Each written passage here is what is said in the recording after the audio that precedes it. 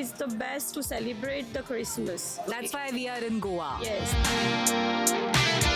मेरी Christmas मंडळी, ABP माझाच्या Christmas special एपिसोडमध्ये मी पूर्वी भावे आपलं स्वागत करते. क्रिसमस सेलिब्रेशन म्हणलं की आपल्या डोळ्यासमोर युरोप आणि अमेरिकेचे देखावे उभे राहतात. म्हणजे मोठमोठे क्रिसमस ट्रीज, चमचमणारी डेकोरेशन्स, त्याचबरोबर गजबजलेले बाजारही. पण आपल्या देशामध्ये गोवा राज्यात येशूच्या स्वागताचं अतिशय आगळ्या वेगळ्या पद्धतीने सेलिब्रेशन केलं जातं. त्यांची तशी परंपराच आहे. अनेक ठिकाणी प्राचीन चर्चेसमध्ये मासेस होतात. गल्लोगल्ली कॅरल गात मंडळी सेलिब्रेट करत फिरत असतात. पोर्तुगीज आणि भारतीय खाद्य संस्कृतीचा अप्रतिम मिलाफ इथे पाहायला मिळतो.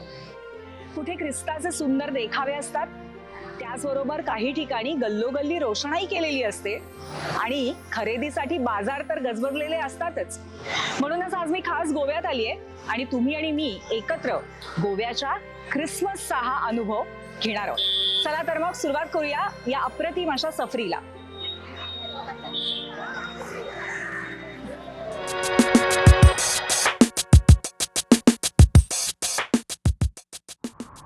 बॉम जीसस बॅसिलिका या ठिकाणी गोव्यामध्ये आता आपण आलोय. हे अतिशय महत्वाचं ठिकाण आहे, पण त्याचं महत्व काय आहे ते आपण आज जाऊन पाहूया. चला.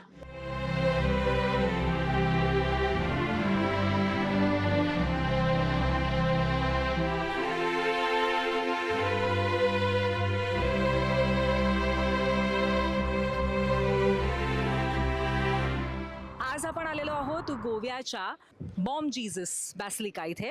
आणि बॉम जीससचा पोर्तुगीज अनुषंगाने अर्थच असा आहे की इन्फंट जीसस, बाळ रूपातला जीसस. आणि ही एक अतिशय महत्त्वाची अशी प्रार्थनास्थळाची जागा आहे. इथे अगदी जगभरातनं लोक खास करून दर्शनासाठी येतात असं म्हणायला हरकत नाही, कारण इथे सेंट फ्रान्सिस झेवियर यांच्या पार्थिव शरीराला सुद्धा प्रिझर्व्ह करून ठेवण्यात आलेलं आहे. म्हणून याचं एक अतिशय आगळं वेगळं महत्त्व आंतरराष्ट्रीय पातळीवरती आहे. म्हणूनच ही एक युनेस्कोची सुद्धा महत्त्वाची अशी साईट आहे.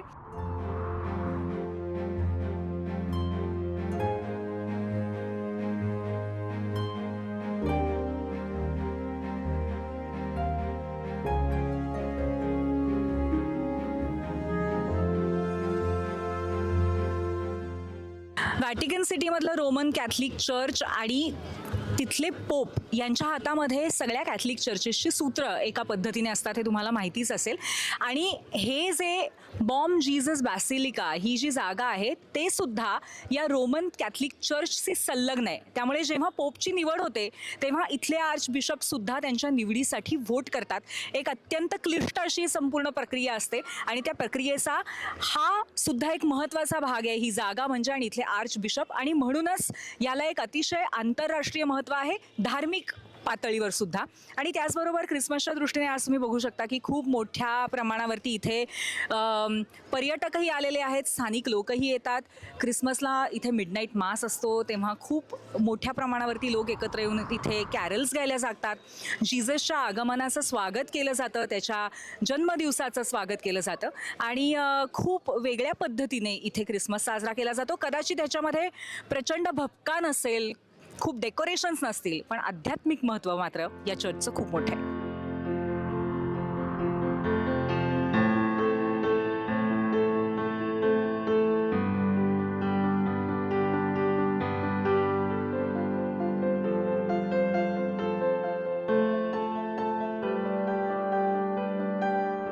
आता मला हे पाहायची खूप उत्सुकता आहे की नक्की गोडाधोडाचे काय पदार्थ ख्रिसमसमध्ये केले जातात. कारण इथल्या खाद्य संस्कृतीला पोर्तुगीज टच पण आहे आणि त्याचबरोबर भारतीय खाद्य संस्कृती पण त्याच्यामध्ये आहे.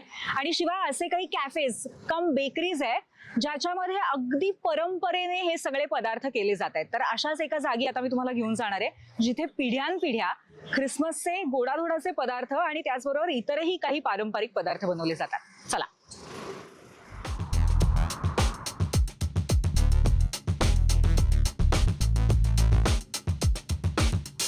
कुठल्याही सणाचा, फेस्टिवलचा एक महत्वाचा भाग असतो तो म्हणजे चविष्ट पदार्थ. आता आपण खास क्रिसमससाठी गोव्यात आलोय. इथल्या सगळ्या खाद्य संस्कृतीवरती पोर्तुगीज संस्कृतीचा खूप मोठा पगडा आहे, हे तुम्हाला माहितीच आहे. पण क्रिसमससाठी इथे नक्की काय खास मिळतं हे सुद्धा जाणून घेऊया, कारण इथे परंपरेने ही सगळी खाद्य संस्कृती जपणाऱ्या सुद्धा काही बेकरीज आहेत. त्यातलीच एक 95 वर्ष जुनी बेकरी आता आपण बघणार आहोत आणि क्रिसमससाठी इथे काय खास बनतं हे सुद्धा बघणार आहोत. चला.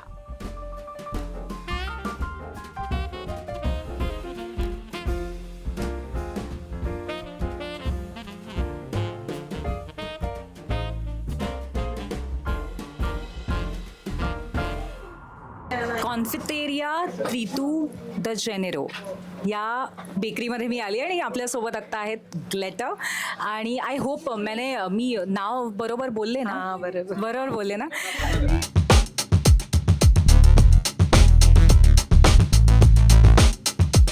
ये चीजें क्या है, क्योंकि इसमें से मुझे तो सिर्फ ये प्लम केक है, करेक्ट? हाँ. मुझे सिर्फ ये पता है. हाँ. और I think this is Bebinca. That's bibinka. It's a हाँ. layered cake. हाँ, और इसको छोड़ के, और ये ब्राउनी है शायद. नहीं, ये क्या है? ये है dodol. It's a Goan sweet. हाँ. वापस वो गोवा का फेमस स्वीट रहता है. Okay. जिसमें coconut milk, local jaggery, palm jaggery. Okay. Yeah, no sugar added. It's like very, Wow. very healthy for a diabetic also. As well as this is pinag.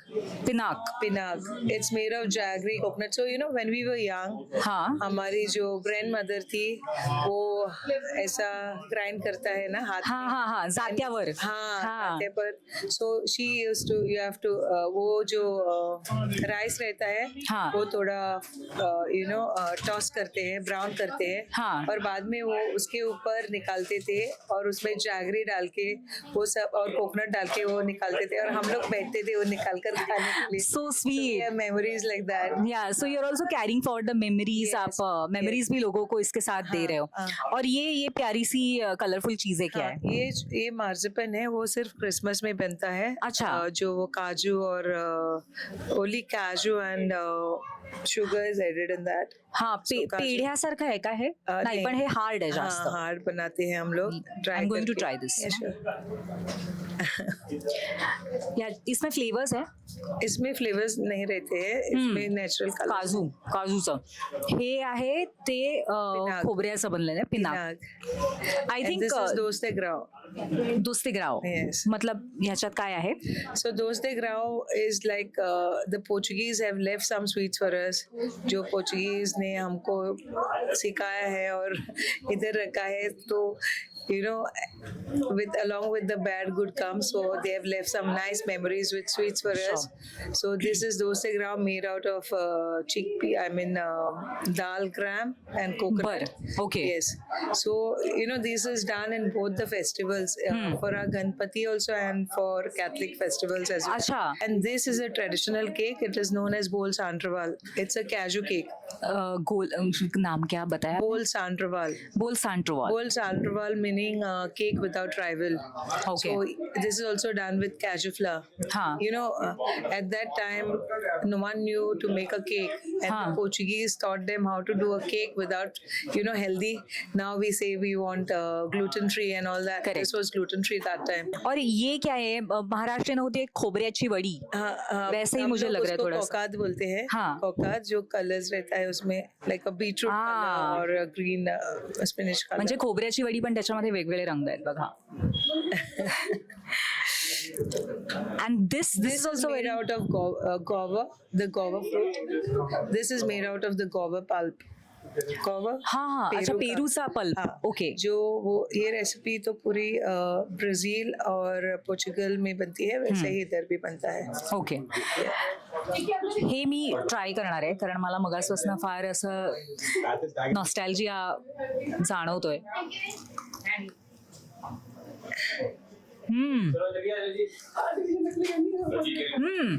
Jelly पण थोडी वेगळी. हाँ. काय याच्यामध्ये? So it's a sticky jelly which is made only Christmas time. So the kids can enjoy and so we have the Christmas tree celebration. So the Christmas father will come and pop all jelly all around. Correct. हे करंजी. हाँ correct. Correct. म्हणजे हे हम इथे लोग उसको न्यूरियोज बोलते हैं, न्यूरियो. न्यूरियो. So इथे आपल्याला थोडंसं आपली संस्कृती आणि गोवन पोर्तुगीज संस्कृती एकत्र येताना दिसते. म्हणजे खोबऱ्याच्या वड्या असू देत किंवा करंजी. सब टूरिस्ट गोवा में आकर खुश होते हैं गोवा का खाना खा के. आणि ॲक्च्युली आम्ही सुद्धा खूप खुश झालोय, कारण आम्हाला पहिल्यांदाच इतके छान छान पदार्थ क्रिसमसच्या निमित्ताने पोर्तुगीज आणि त्याचबरोबर ख्रिश्चन इन्फ्लुएन्स असलेले पाहायला मिळाले. कारण फिश खायची तर आपल्याला खूप सवय असते, पण गोड पदार्थांची एक मोठी जंत्री इकडे बघायला मिळते. थँक्यू सो मच ग्लेका, Thank you. या सगळ्या पदार्थांची ओळख आम्हाला करून दिली त्याबद्दल. थँक्यू. दिवस मावळायला लागतो तसे गोव्याचे रंग अधिकच खुलायला लागतात.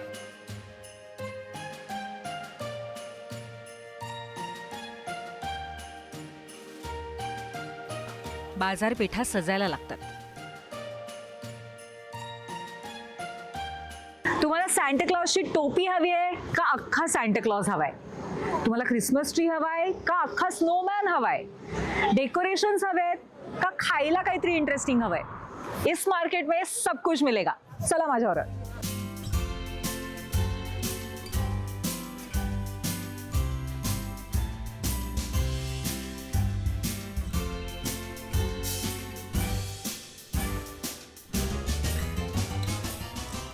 एक मोठा स्नोमॅन, डेकोरेशनसाठी खूप चकचकीत वस्तू, त्यानंतर छोट्यापासून मोठ्यापर्यंत सगळ्या साईजचे क्रिसमस ट्रीज आणि सांता क्लॉजच्या तर बघा इथे केवढ्या व्हरायटीज आहेत. म्हणजे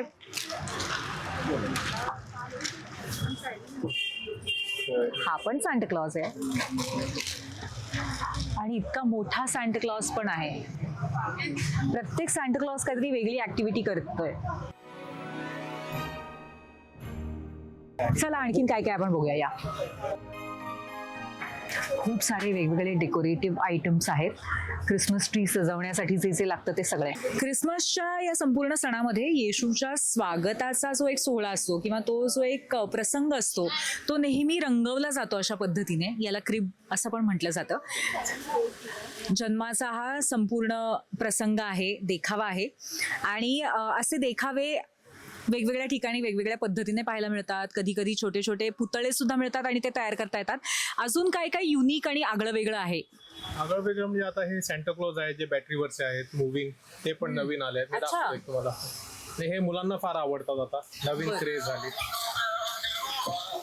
वेगवेगळे झाले. हो, हे नवीन आहे. मग हे रेनडियर झाले, जसं तुम्ही बघू शकता.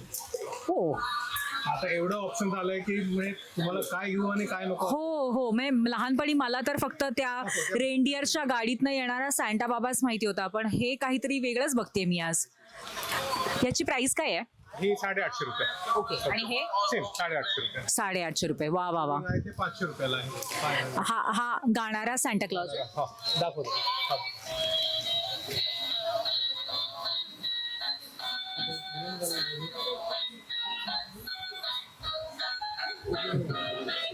वा वा वा वा, काय कमाल आहे ना. मी तुम्हाला म्हणलं होतं ना, या मार्केटमध्ये तुम्हाला हवं ते मिळेल.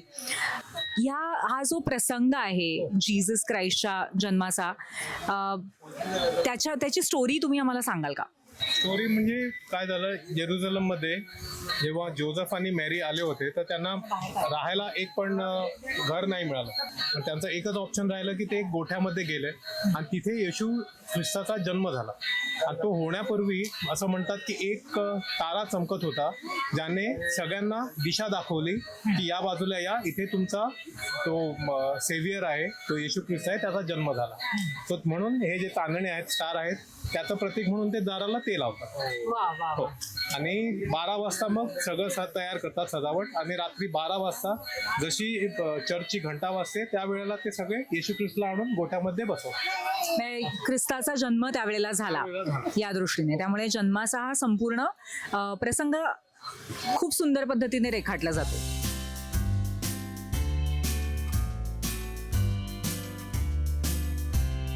पण अर्थात तुमच्याकडे खूप साऱ्या गोष्टी आहेत, तर मला ना एक सांगा, तो हेअर बँड आहे का तुमच्याकडे? हो, हेअरबँड असतो. वाव. कलर चेंज होणार आहे, कलर पण चेंज होतो वेगवेगळे.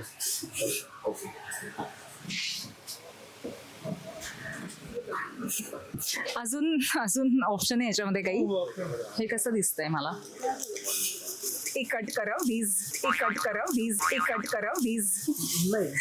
नाही, हा एक पर्याय आहे, पण मी अजून पण पर्याय बघते. हा आहे माझा ऑप्शन नंबर 2. मला असं वाटतं मी हे घ्यावं, कारण 31च्या पार्टीमध्ये पण चालून जाईल, एकदम जॅझी आहे. तर मी 100 रुपयामध्ये 2 शायनिंग शिंगांची खरेदी केलेली आहे आणि मला तर फार आवडलं हे. आता आणखीन काय काय मार्केटमध्ये चला पाहूया.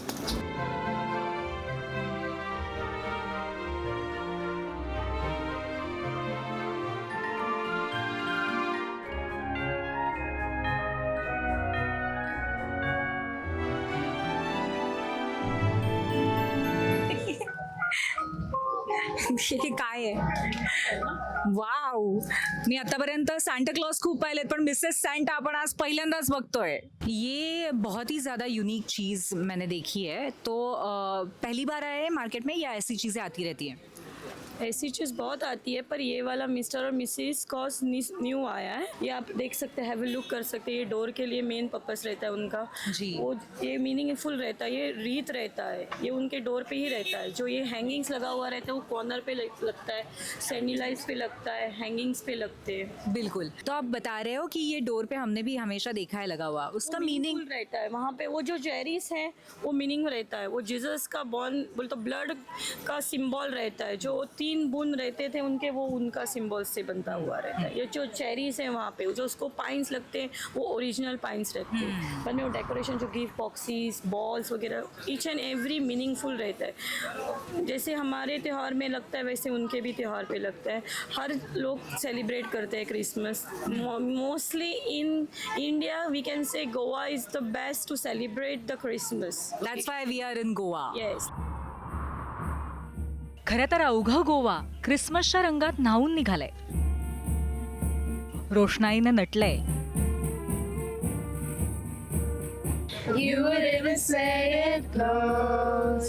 कॅरलच्या सुरांमध्ये मंत्रमुग्ध होतंय. प्रत्येकाला ताल धरायला लावतंय.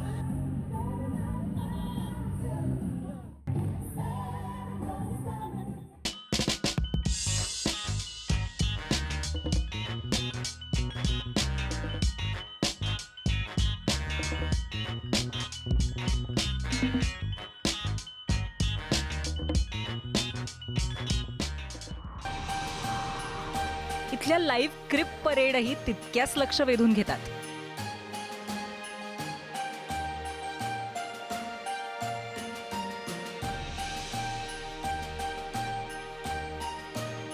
क्यों बने हो आज सांता? मुझे पूछा था कि मैं सेंटा बनूंगी तो मैं बन गई. हाँ. और अब हम सारे वार्ड्स में जाएंगे, जो वार्ड्स है उधर जाएंगे और बच्चे कौन मिलेंगे उनको चॉकलेट्स देंगे और सबको विश करेंगे मैरी क्रिसमस.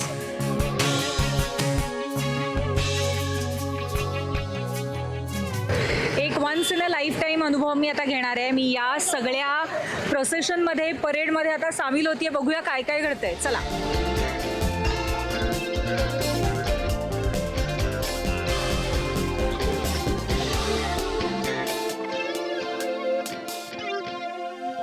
क्रिसमस अनुभवण्यासाठी माझा आजचा दिवस गोव्यामध्ये खूप छान गेला. मार्केटमध्ये फिरले, त्याच्यानंतर मी प्रोसेशनमध्ये सुद्धा सहभागी झाले. मला त्याच्यामध्ये तर खूपच मजा आली. त्या व्यतिरिक्त वेगवेगळ्या पद्धतीचे गोड पदार्थ कुठले बनतात हे सुद्धा बघितलं. चर्चला गेले आणि एकंदरीतच खूप सगळ्या विविध ज्या पारंपरिक गोष्टी क्रिसमसच्या बाबतीत होत्या त्या अनुभवल्या. पण एवढं सगळं केल्यानंतर क्रिसमस डिनर शिवाय हा दिवस पूर्ण कसा होणार, म्हणूनच मी खास क्रिसमस डिनर करायला एका रेस्टॉरंटमध्ये आली आहे. इथे त्यांनी काही क्रिसमस स्पेशल डिशेस सुद्धा तयार केलेल्या आहेत. सो मला माहिती नाही डिशेस काय आहेत, पण मी खूप एक्साइटेड आहे त्या टेस्ट करण्यासाठी. चला जाऊया.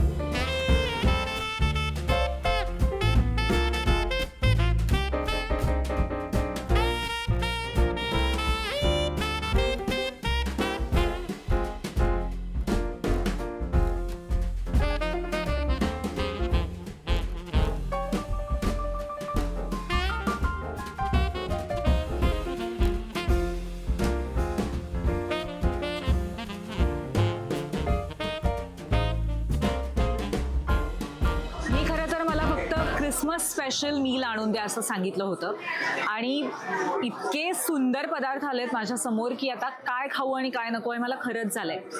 यातला हा पहिला पदार्थ आहे पोर्क विंदालू, जो एक पोर्तुगीज स्पेशालिटी म्हणून गोव्यामध्ये केला जातो, ओळखला जातो. एक स्पायसी करी असते ज्याच्यामध्ये पोर्क असतं. त्याच्यानंतर हा दुसरा प्रकार आहे तो प्रॉन बालचाव. हा सुद्धा अतिशय टेस्टी प्रकार असतो ज्याच्यामध्ये प्रॉन असतं. त्याच्यावर खायला पोई, जी गोव्याची स्पेशल पावाचा एक प्रकार आहे. आणि त्याचबरोबर सन्ना नावाचा आणखीन एक प्रकार आहे जो मी पहिल्यांदाच ट्राय करणार आहे, मला माहिती नाही कसं असते. आणि सगळ्यात महत्त्वाचा भाग म्हणजे टर्की.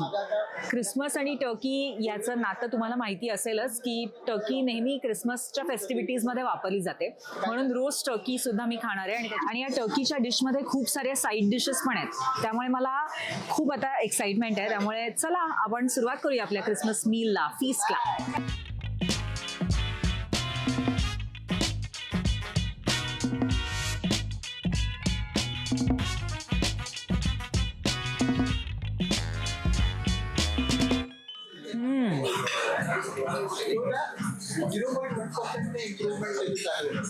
स्पायसी, थोडंसं आंबट आणि खूप मसाले आहे त्याच्यामध्ये, खूपच टेस्टी आहे. एकंदर गोव्याचा हा क्रिसमस सर्वार्थाने समृद्ध करणारा आनंददायी अनुभव होता. सेलिब्रेशनच्या या आठवणी पुढचे कित्येक दिवस सोबत करतील यात शंका नाही.